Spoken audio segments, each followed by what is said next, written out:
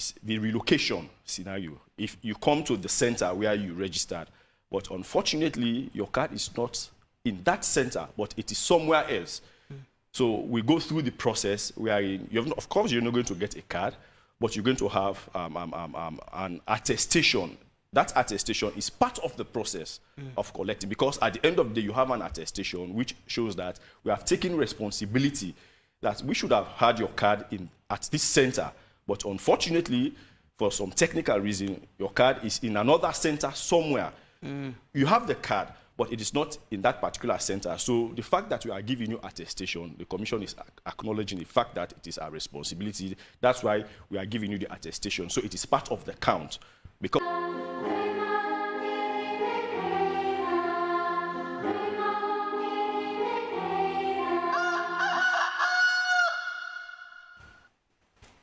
welcome back. This is Wake Up Sierra Leone on AYV television and radio. Don't forget to send your comments and questions to AYV News Facebook page. We will assure you that we'll inculcate them into the program. Definitely, we'll find time to read those comments or questions out on the issues we're discussing this morning. In our first segment, as today marks 6 days into the voter registration cards distribution exercise, there has been some concerns from the public over the quality, especially with regards to facial recognition of their photos, with some reporting that they have not been able to get their cards, and others say their cards have no photo. So this morning, to talk more on this and the position of the Electoral Commission for Sierra Leone on these issues, we have Albert Masako, is the Director of External Relations at the Electoral Commission for Sierra Leone. Good morning, Albert, and welcome to the show. Good morning. Thank you for having me. It is a pleasure having you. So I suppose you've been following the news lately, even social media, mainstream media, about concerns about the ID cards. But before we go into the concerns, let's establish so far, how has the process been with your own supervision, your own monitoring process across the country? Yeah, thank you.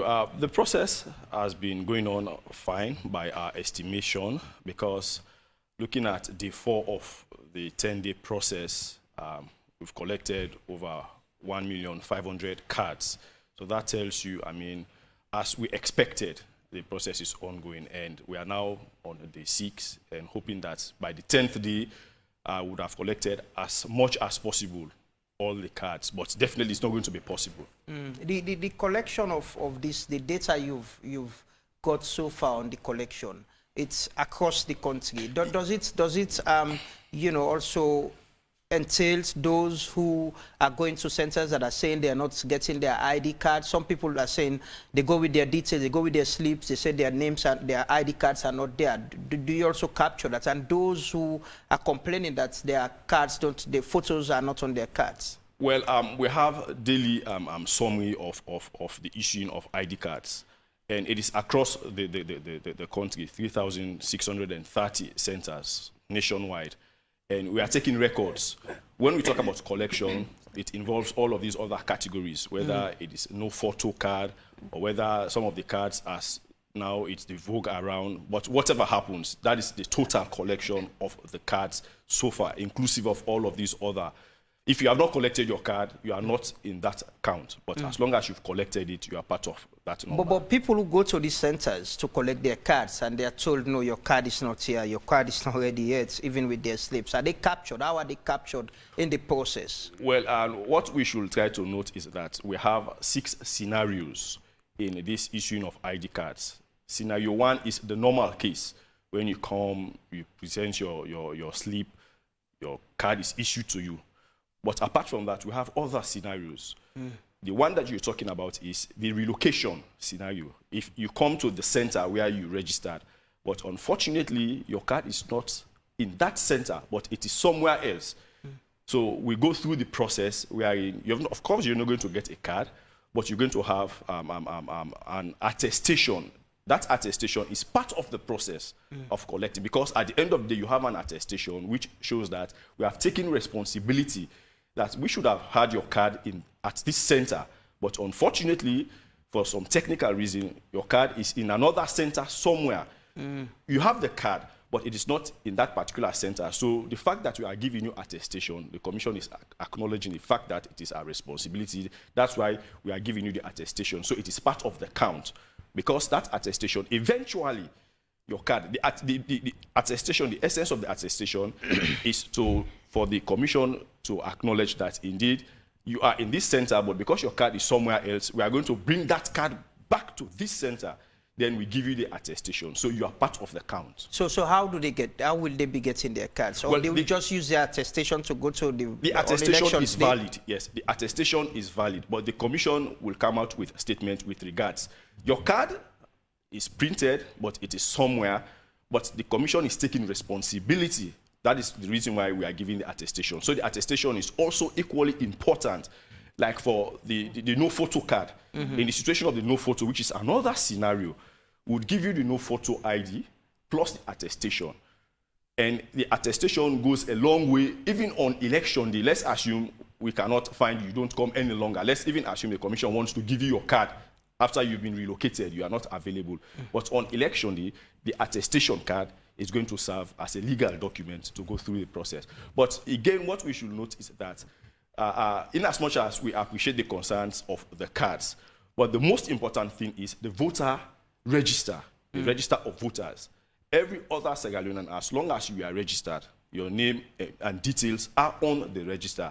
That is what is more important. The card is just a tool to make the process move faster. Let's assume in a scenario where somebody does not even come with his or her card. That does not mean the person is not going to vote. As long as your name and your details are on the register, that is what is key and important in this situation. Okay, to make the process smooth, the ECSL trained a huge number of staff to help distribute these ID cards. And for now, apart from the no photo and the other skirmishes, we have seen a lot of good sides of those who were trained. So let's talk about that training. Well, when we are in electoral operations, we cascade trainings. The Electoral Commission and management, we train at the higher cadre. Then from there, the training goes to regional level, district level, and locality level. So we train each and every staff, whether commissioner and staff and other staff, talking about, in this scenario, ad hoc staff. So everyone is subjected to the trainings. Now it is the aspect of implementing some of what has been trained. I mean, the type of training that they've gone through. That one, it is left with individual ability and how they cope with some of these trainings. But we want to believe a good number of them are doing the work. That is why we have 2 of them. We train them for them to know about the procedures that is involved. But of course, unfortunately, some may not go through or abide by some of these procedures. But generally, majority of them do. But for the training, of course, we do adequate training. Okay. But it is left with an individual how that person will manifest such training. The reason why I asked was that because one of my colleagues went to, where he registered and he was given a slip, as you've made mention, and it was written on the slip, go to another center, and a particular center was not indicated. So just for clarity, for those who will find themselves in similar situation, they go to these staff that have been trained, I suppose, and they just write there, go to another center. The centers are plenty. Well, we have various scenarios. I'm not sure about that particular scenario because there is nothing like go to another center. We have 2 types of scenarios in this circumstance that you're talking about. One is when you are relocated, meaning you are going to be removed from the center that you have not registered. You are being relocated to come to your center, because if you are in your center, your card will be given if the card is there. But if you are in that center where you registered, but the card is not there, we will not tell you to go to the center where you did not register. So that is outside of that. But again, we have another scenario wherein somebody mistakenly comes to a center. That person did not register in that center. If you check the slip of the registrant, that person did not register.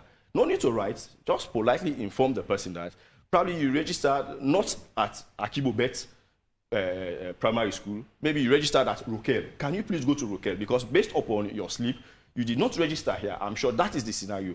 But there is no need to write on that slip that go to that center.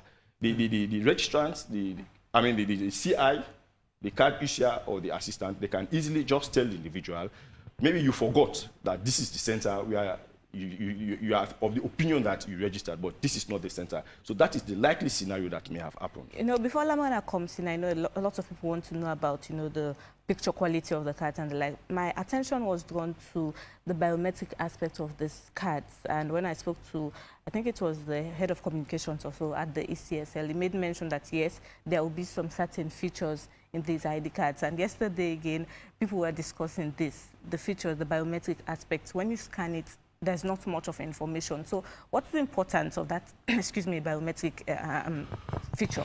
Well, when, of course, the card has a lot of security features, which includes biometric, and some you cannot even see.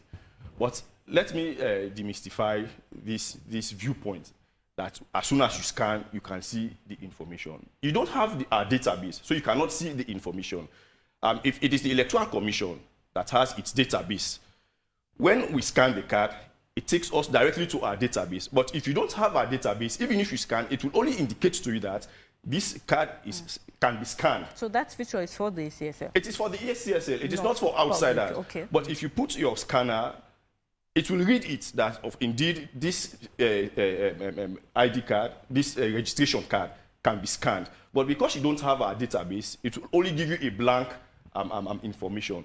But if it's the Ecsl, if we scan it, then it takes us directly to our database. So that is the misunderstanding that people get, that as soon as you scan it, you go straight to our database. Unless we give you, we cannot give anyone the right. The only right that we give citizens is for you as an individual, because you are using your voter ID number to scan, then it will take you to our database. But I cannot scan your information, then I see it in my database, which I don't even have. So it is a form of a security measure. It is only you as an individual. And some people are saying it's taking them either to a website or an SMS platform system. What's the significance? What is there any use of it for us, the voters? Say I have this, it's the barcode is there, I can scan it. What is it? In the first place, it is a security feature.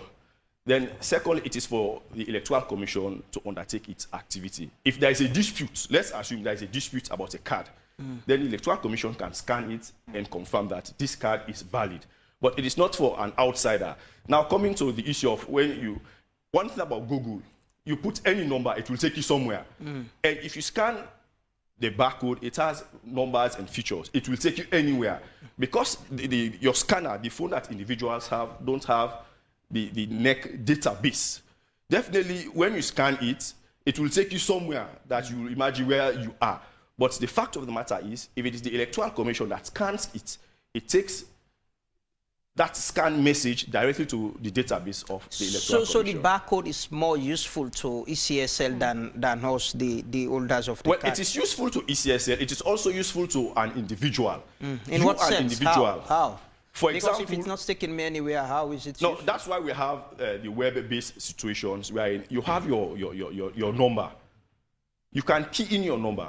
It will take you to our database. We don't want to have any Jack and Jill to take anyone's number and just imagine that you can go into the database. You only have one access. That is your own number.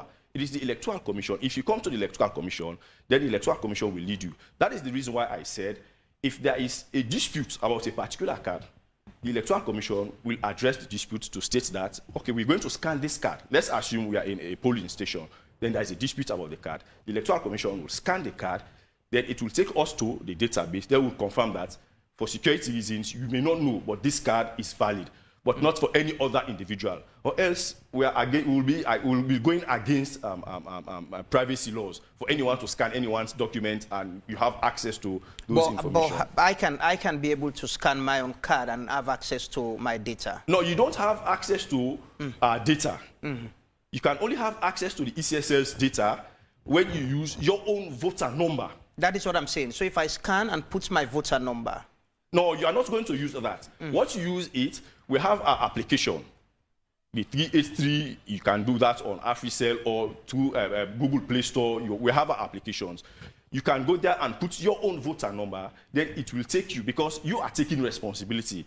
But you cannot just take your phone. Your phone is not connected to our database. So if you scan that barcode, it will take you somewhere else. It is when the Electoral Commission gives you the equipment, you scan, then it will take you to the Ecsl database, but not your phone, because your phone is not connected to our database. We don't want 3 million phones to be connected to our database. The only connection that you have to our database is when you have your own voter ID number. That's your individual personal code. It's what you can use and key in, then it will take you directly to your own information and no other one's else information. So what the idea of having the barcode on the card? It is a security feature. Like as I said, one, it cannot be duplicated, because even if you duplicate it, it is unique to only that card. If someone duplicates it, then there is a dispute.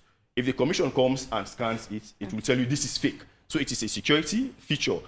That's the essence of it. It is a security feature, and there are so many other security features. Okay, let's talk about the card a little bit. There's been this discussion about, you know, laminating the card. People think the texture is too light, and in order for them to be able to keep it in a better way, in a safer way, before the elections, they need to laminate it. And there's been arguments about if you laminate it, you'll cover the barcode and all of that. What is the Ecsl saying? The card is already laminated.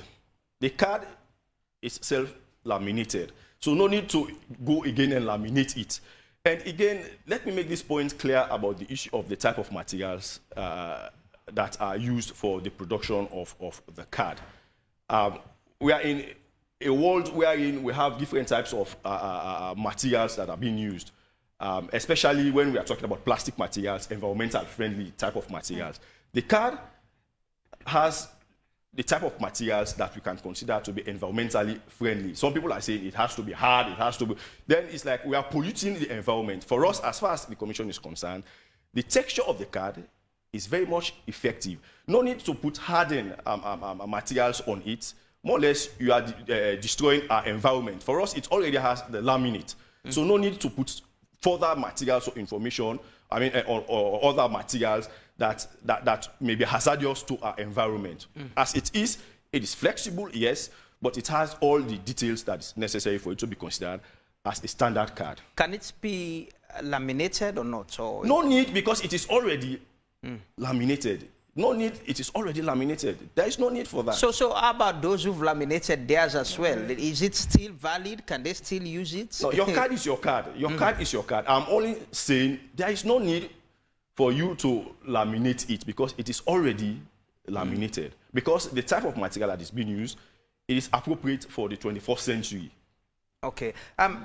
There's been this, July was asking about the photo itself. You know, yesterday the Chief Electoral Commissioner actually mentioned that the Commission is as well concerned about the quality of the photos. Did the Commission receive these cards and raise these concerns before the distribution, or you're only raising these concerns because the public, the reaction from the public? So even before the reaction, of course, let me reiterate what the Chief Electoral Commissioner said.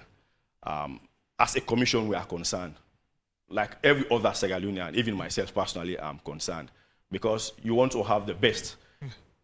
Be that as it may, the Commission, of course, has communicated with the service provider, the vendors. That's the reason why the Chief Electoral Commissioner made it very clear that in as much as we are concerned, but we have procurement processes, and we are going to go back to the vendor for them to explain to us.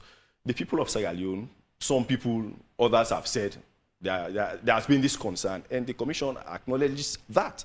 And moving forward, we may have to hear from the vendors, then the Commission will come out again and talk to them. Talking about vendor, is it I was checking up the contract or the company. So where are these cards printed?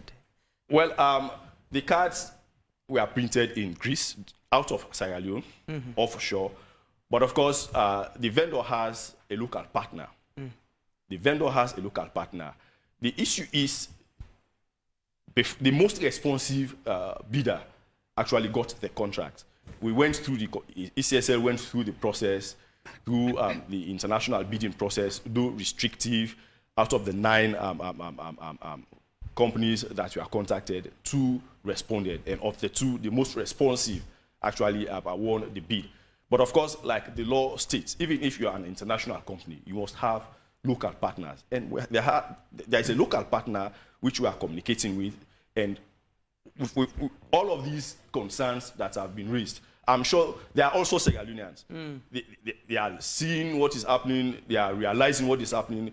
I'm sure if they are Sierra Leoneans, they may also have taken their cards, so they know. So well, was it the responsibility of the commission to do background check on this company, or it's or the local partner? Because I have actually checked the name of the company that is put in that press release from Inform Liquors or so, Inform P Liquors Holdings. It's a Romanian company based in Romania, and I could imagine they printed this in Greece. Did you do background check on this company before? The issue is the commission looked at the most responsive. Of course, it is part of the process. Let me make this point clear that there is no art to find the mind's construction in the face. Even if you may have done background check, the fact of the matter is this is where we are. It does not mean because you have not done background check or because you have done baground check. But that could help the. But we are not saying. No, but what I'm saying is, I could imagine given a contact. I can recall in 2018, Laxton or so, we're given a contract to print our ID card. And if you check them out, you see they've done similar work for other countries. Equally so that is what I'm asking. So no, the issue of, no, I want us to state it clearly that indeed background check was done. Okay, and you were satisfied with the company? They won the bid. Because when you put out a bid, companies would have to apply. There are various specifications you go through, background checks and all of such. That's the reason why I'm stating there is no art to find the mind's construction. Somebody can win a bid, but along the line, so those are the concerns that the commission has, and we're going to bring forward so that this company, especially the local partners, they'll be responsible for the actions based upon their response. I see, Zula, I want to ask a question, but quickly, you know, were samples done before the actual printing? Say, this is the quality. Yes, indeed. And they were colored as well. Yes, and some of the cards, not all the cards are black and white. 80% of the cards, we over agree. 80% of the cards. Samples were sent, and the samples that were sent were colored. Just like some people who have collected their cards, they've collected colored cards. But of course, we are concerned about the black and white because our expectation, according to the bid documents, all of the cards should be colored and not some black and white, some colored. We are concerned. But the sample cards were actually colored. Okay. Let me come in again. You know, these are our learning process. It gives you, you know, the platform to go back to the drawing board and see where, you know, errors went wrong. And I want to draw your attention to few, I think it's over a year now, the Gambia electoral body came to Ecsl to, you know, do some fact-finding and checks to ensure that both countries, sister countries, are working in the same direction. So in terms of a country coming to Sierra Leone, and now of course, pictures have gone all over the media, what would you have to say as Sierra Leone as an election body in making or putting steps ahead so that, you know, some unfortunate incidents like this do not reoccur? You know, this we call it, within our electoral parlance, we call it electoral realities. You can do all of your plans, but at the end of the day, what comes out, these are the realities. There is no 100% electoral operation. It's never going to be 100% perfect. We may have some hitches and some concerns. Now, coming to lessons learned, we have learned our lessons. I've been in the commission for quite a period. This is my fourth cycle. 2007, we did learn lessons. 2012, we learned lessons. 2018, we learned lessons. Even 2023, we'll continue to learn our lessons. But that does not mean we are still, this process is still not conclusive because we are yet, the company is yet to get to us. So I'd rather we wait after we would have looked at all of these. But of course, we've learned our lessons.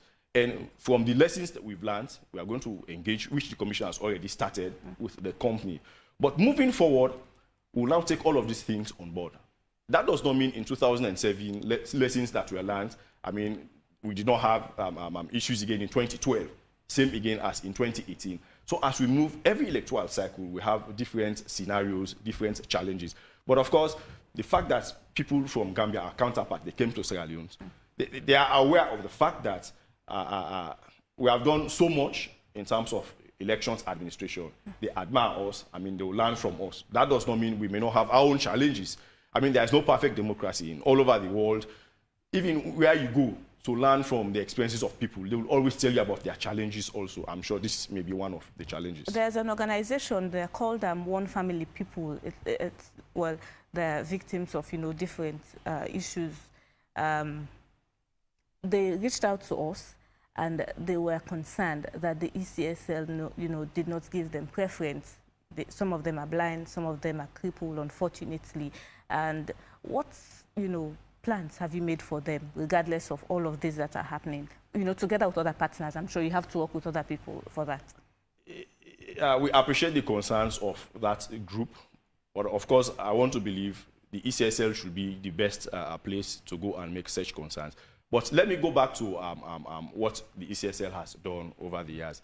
Since the enactment of the Disability Act, the Ecsl is one of the few institutions that has institutionalized inclusion, meaning bringing together minorities and all other groups. For the fact that from a table, a unit, we now have a department of electoral inclusion. That tells you the length that the Commission has gone in addressing disability issues. We have a lot of engagement with disability issues. Besides, the law makes provision for that.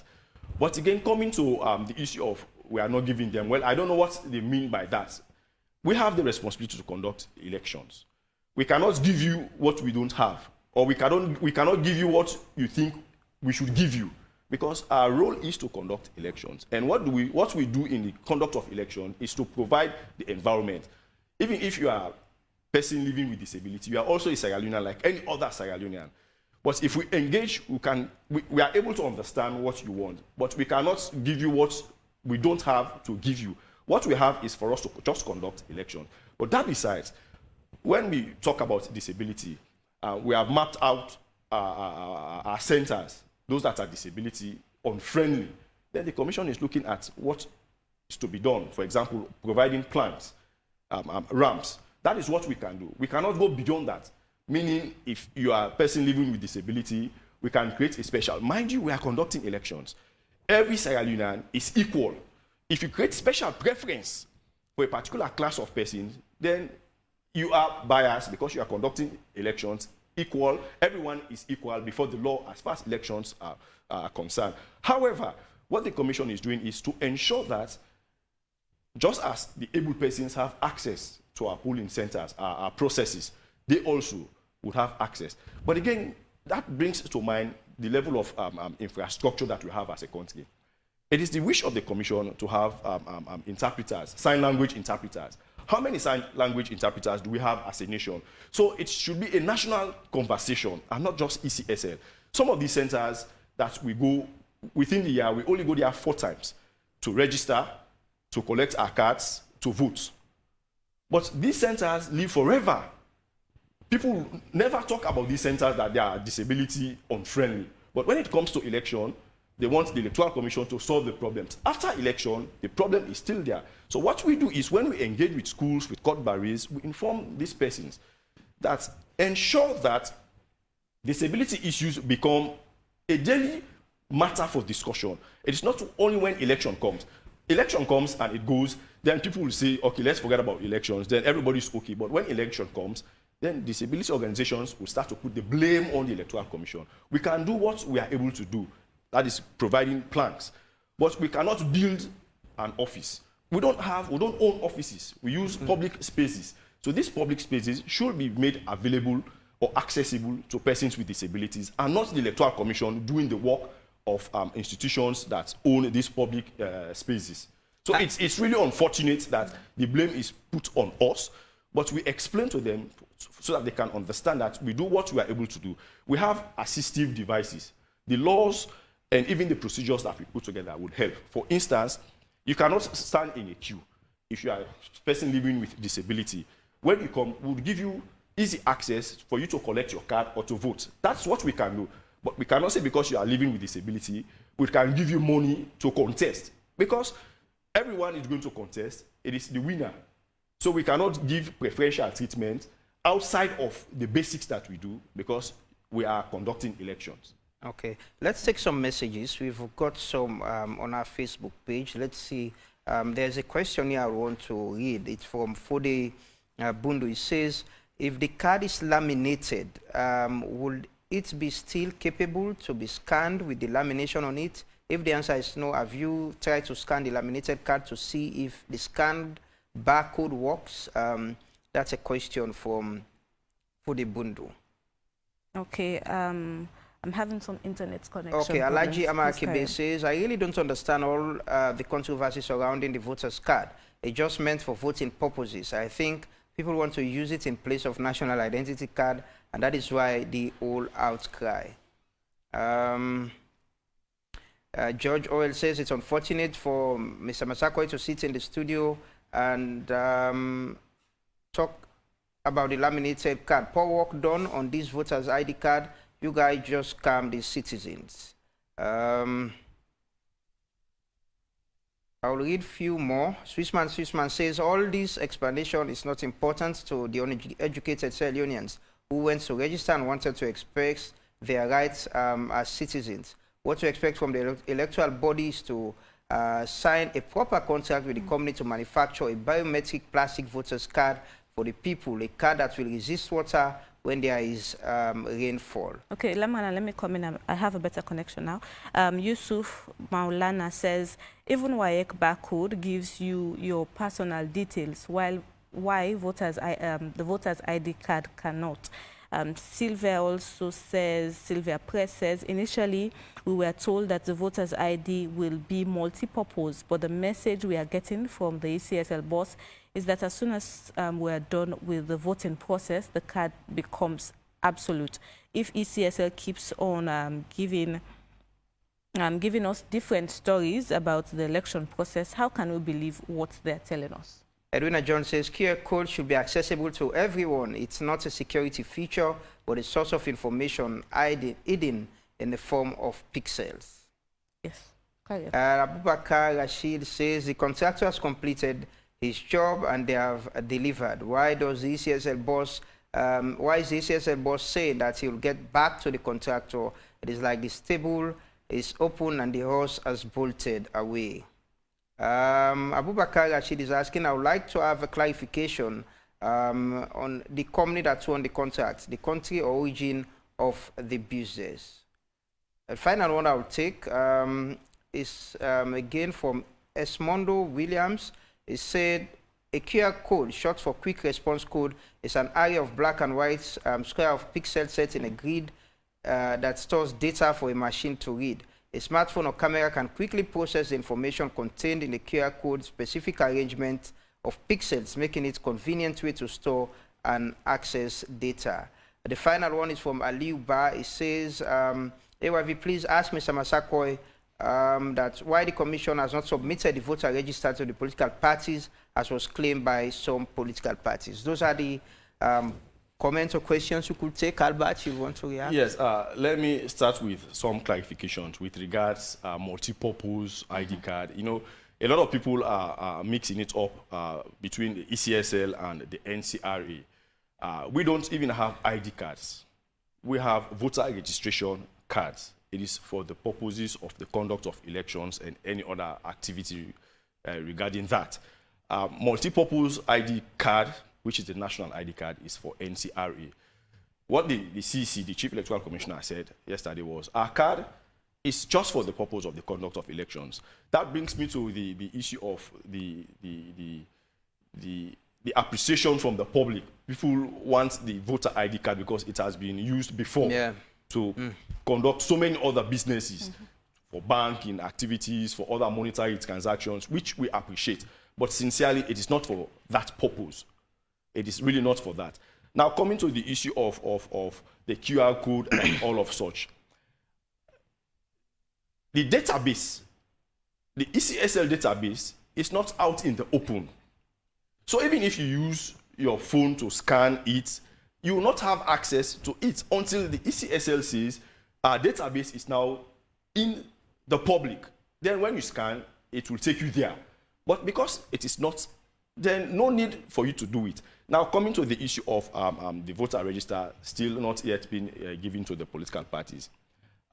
We've held a series of engagement with the political parties. Time immemorial, the commission has always given the register. I want to believe this is the last activity after this one, because we are talking about relocation cases. That is, persons who went to collect their cards, but their cards were not found. Probably their cards were in other centers. Until we can fix the relocation, then we are not done with the register yet. Mind you, we have the final register, meaning no one is going to be added. No one is going to be reduced or removed from the register.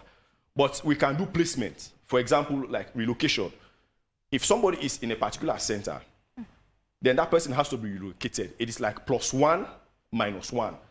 You are going to be removed from this center, which is -1, and relocated to another center, which is +1. We cannot take, until we finish this exercise, then of course we've told the political parties that we're going to give them the soft copy of the register. Let them, don't be worried.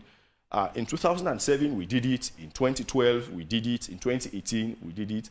Even 2023, we're going to do the same. That is giving political parties, because that is the weapon that they're going to use so that they can follow. Let them be rest assured the Electoral Commission will give them. But until we finalize this card distribution, we are in relocation cases put into their proper perspective, meaning the centers that they are supposed to be. We are not going to add any new registrants anyway. Then we would give the political parties. Are we going to have the same company that printed these ID cards to print the voting slips, the voting papers? I could imagine if... Oh, you mean the ballots? The ballot papers. I could imagine if photos are not visible now, how would the commission has started procurement. You know, it is tender, open tender. It is open to bidders to bid. I cannot say, probably that particular company is not even a company that prints ballots. I cannot say. But what is important is, for every activity, when we want to hire vehicles, we advertise. When we want to print registration cards, we advertise. When we want to print ballots, we advertise. So it is left with the company. So I could imagine, again, if we're going to print ballots and we have dark photos of people who will be on the ballot for the presidency, then we come again. I will assure you, we will not get to that, because from the previous elections, we've had very clean, very good ballots. We've had same with ID cards. We've had same with ID cards. I don't want us to shift the discourse. No, I'm just saying, because... Let us don't shift the discourse, because it has happened to voter cards. There's a possibility that it will happen to ballot papers.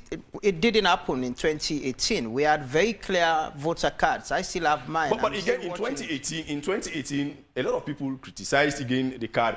The cards are laminated. Exactly. People would always criticize, which we appreciate. So I'm just asking, what is the commission doing to address situations like this? She asked same earlier, what are we doing? These are very critical issues, and we are less than 3 months to elections. We have what we refer to as artwork. When we develop ballot papers, we have artwork. It is from the artwork we develop the New York candidates. You know, even before the polls, you see the New York candidates sample ballots. We have sample ballots. So even from the sample ballot, it will tell you that we will not degenerate into such situations. Be rest assured, I'm not sure we're going to go into that. I don't know the company. Of course, the Electoral Commission will advertise, bidders will bid. Then the most responsive will definitely be the one that will do the printout. But for the ballots, because we are going to have sample ballots, the assurances will not Of course, the sample ballot is exact as what you're going to see. And we've had sample ballots for all the elections in 2018, even 2012, we've had sample ballots. Even during campaigns, that's what political parties, candidates use, the sample ballot to do their campaigns. And the sample ballot simply tells you, this is the sample of what you're going to meet. The collection of voter identification cards will end on the 17th, right? Yes. So far with the process, is the commission satisfied with how people are turning out to pick up their based cards? on statistical data, yes, we are satisfied, because just 4 days we've collected 1.5 million Sierra Leoneans have collected their cards. We want to believe today, which is day 6, it has gone up. But close to, I'm sure, the last 2 days, the commission will review. Then based upon that, the commission will take a decision, which it is not likely that it will extend.